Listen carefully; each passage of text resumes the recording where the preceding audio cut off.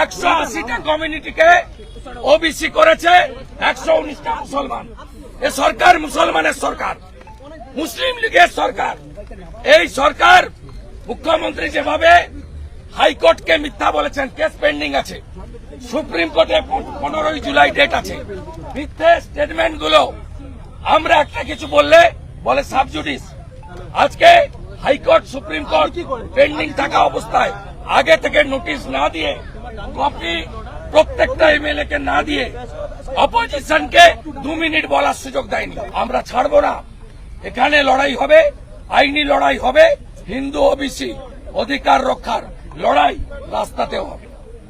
শুভেন্দু তো আজকে কোনো প্রস্তাবনাই ছিল, কেউ জানে না, কোনো নোটিশ নেই, বলেছে পা করে পা ছুটে পালিয়েছে।